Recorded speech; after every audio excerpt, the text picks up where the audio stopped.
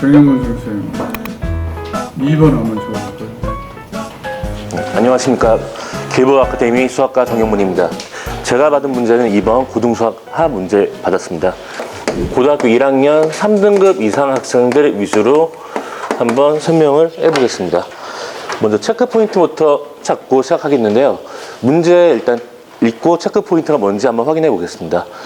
전체 집합 U는 일단 X는 7 이하의 자연수로 이루어진 집합이고요. 집합 A는 1, 2, 원소가 1, 2, 3, 집합 B는 2, 3, 5, 7에 대하여 전체 집합 X에 대한 부분 집합 X가 있는데 X하고 A의 교집합이 공집합이 아니고 B하고 X의 교집합이 공집합이 아니라고 나왔습니다. 이 두 조건을 만족하는 집합 U의 부분 집합 X의 개수를 구하는 문제가 됩니다. 문제에서 부분 집합 개수를 구하는 문제이기 때문에 일단 부분 집합 개수 구하는 공식을 확인해 봐야 될 것 같습니다. 집합 A의 원소가 N이라고 할 때 김수성님, 집합 A의 부분 집합은 몇 개가 되겠죠? 2의 n승 됩니다. 네, 2의 n승이 됩니다. 집합 A의 부분 집합이 2의 n승이가 되고요. A의 부분 집합 중에 A의 원소수 중 특정한 원소 m개를 포함을 안 하는 부분 집합은 몇 개가 되겠죠? 2의 n-m승. 2의 n승 마이너스 m승이 됩니다. 마찬가지로 m개를 포함 안 하고 n개를 포함하는 경우도 뭐 2의 m승 마이너스 n승 뭐 이런 식으로 얘기할 수 있게 됩니다. 일단 문제 뜻을 이해하기 쉽게 하기 위해서 일단 벤 다이어그램을 그린 다음에 한번 문제풀이 한번 해보겠습니다. 전체 집합에 각각 A라는 집합과 B라는 집합이 들어가 있고요. A, B 집합에 이제 교집합은 2하고 3이 되기 때문에 여기에 2하고 3, 여기에 1, 그 다음에 여기하고 여기엔 5하고 7이 들어가 있게 됩니다. 그 다음에 A하고 B의 합집합 외쪽에는 4하고 6이 들어갑니다. 문제에서는 일단 A하고 B의 교집합이 2하고 3이기 때문에 일단 크게 이 2하고 3이 포함될 때 위주로 한번 생각해 보겠습니다. 첫째 경우는 일단 2가 집합 X의 원소이고 3은 원소가 아닌 경우에 대해 생각을 해보면 2하고 3을 반드시 포함하기 때문에 2가 포함되고 3이 포함되지 않기 때문에 이때 집합 X의 원소의 개수는 부분 집합 개수는 2하고 3을 뺀 하나, 둘, 셋, 넷, 5개로 이루어진 부분 집합의 개수랑 똑같습니다. 마찬가지 2가 포함이 안 되고 3이 포함이 되는 경우도 2의 5승 해서 32개. 그 다음에 2하고 3이 모두 포함이 되는 경우도 2의 5승 해서 32개가 만들어집니다. 근데 크게 두 번째는 2하고 3이 모두 집합 X에 포함이 안 되는 경우 따져볼 텐데요. 이때는 2하고 3이 포함이 안 되니까 A하고 X의 교집합이 공집합이 아니어야 된다는 조건에서 1은 무조건 포함이 돼야 됩니다. 이때는 1이 집합 X의 원소이고 그 다음에 5가 집합 X의 원소인 경우 그 다음에 1이 집합 X의 원소이고 마찬가지 7이 집합 X의 원소인 경우 그리고 또 하나 1이 집합 X의 원소이고 5도 집합 X의 추가 좀 하겠습니다.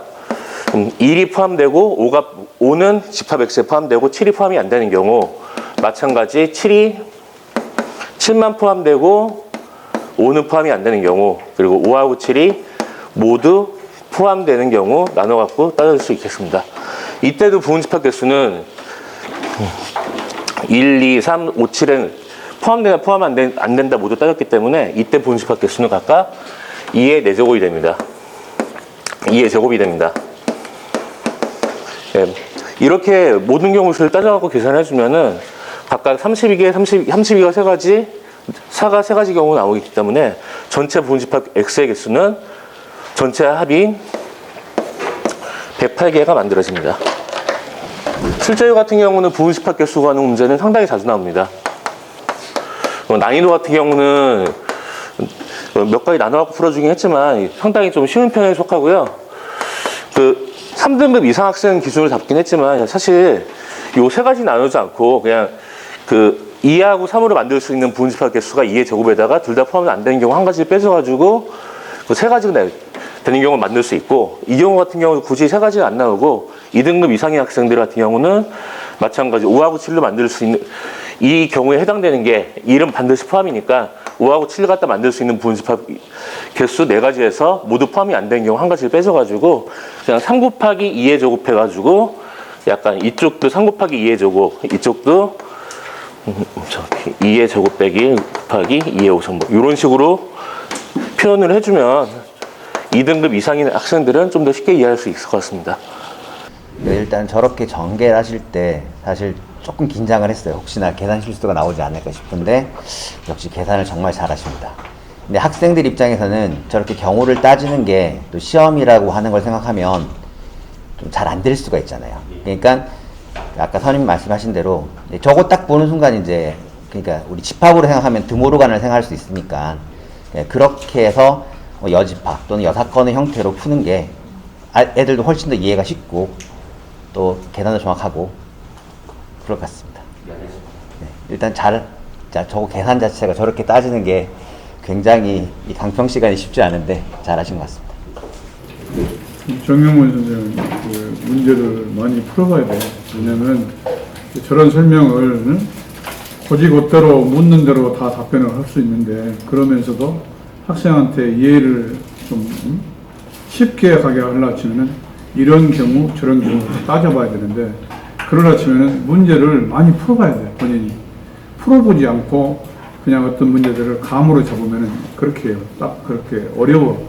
듣는 학생들이 어려워. 본인은 설명해도. 그래서 지금 우리 출제위원 전명희 선생님이 한 말을 잘 명심해서, 그리고 또 그래놓고도 내가 팀장한테 왜 설명을 하는 것은 선임이 저렇게 얘기하는데 또 팀장이 다른 얘기를 할 수도 있어. 그래서 내가 지금 시켜보는 거예요. 같은 말이, 같은 소리, 같은 책임. 알았어요? 그래서 이런 사안들에 대해서 해결하는 방법은 많은 문제를 접수해서 해결하는 뜻이에요. 수고했어요.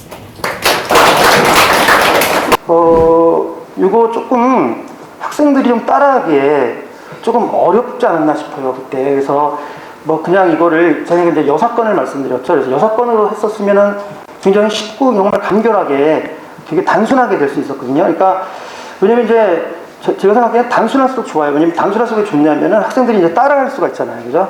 그래서 저렇게 좀 강력한 인상을 받고 저렇게 쉽게 할 수 있구나 하는데 너무 좀 복잡하게 하지 않았나. 그래서 조금 연구를 좀 많이 하셔야 될 것 같습니다. 집합에 대해서.